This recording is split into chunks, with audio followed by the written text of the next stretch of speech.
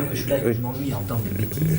Alors maintenant, si je peux rien dire avant la fin de l'émission, je ne parle pas pour vous, Monsieur Mitterrand, parce que moi j'avais pris plein de notes en venant dans votre formation. Non, j'aurais pas le temps, je le sais déjà que j'ai pas le temps. J'ai juste le temps de me mettre en colère. Est-ce que vous voulez commencer maintenant ? Non, c'est le système de l'information française qui fait comme ça. J'aurai le temps, une minute, de m'énerver, juste de m'énerver, de paraître pour un petit merdeux, un petit jeune de plus qui fout la pagaille partout.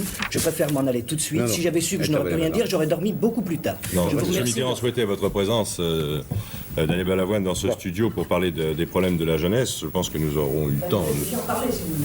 Nous aurions eu le temps d'en parler. C'était de ça et non pas de chanson. Et c'était pas de chanson dont il était question. Je peux dire une chose importante. Vous avez parlé pendant 10 minutes, au moins, de l'affaire Georges Marchais, dont tout le monde se fout strictement. Je vous signale que la jeunesse française se fout strictement de ce que M. Marchais faisait pendant la guerre.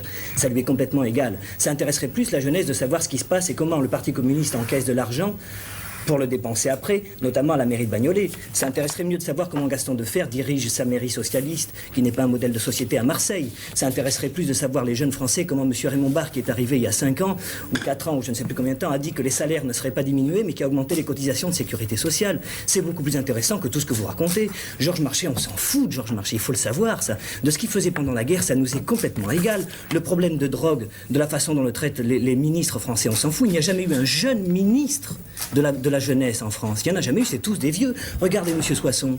Enfin, vous n'allez pas me dire que c'est un homme représentatif de la jeunesse. Regardez comment je suis habillé. Ils sont plus souvent habillés comme moi, les jeunes, que comme M. Soisson. Il faut quand même pas rêver. Tout ça, ce sont des bêtises. J'ai encore pris plein de notes au fur et à mesure que vous parlez. Ce que je voudrais savoir, ce qui m'aurait intéressé, c'est de savoir à qui les travailleurs immigrés payent les loyers qu'ils payent. On a vu tout à l'heure des gens qui disaient on paye 700 francs par mois. Moi, je voudrais savoir qui encaisse de l'argent pour louer des poubelles pareilles. C'est ça que je voudrais qu'on me dise. C'est pas de savoir comment on peut faire pour le changer. Je voudrais qui ose tous les mois demander 700 francs à des travailleurs immigrés pour vivre dans des poubelles et dans des taudis.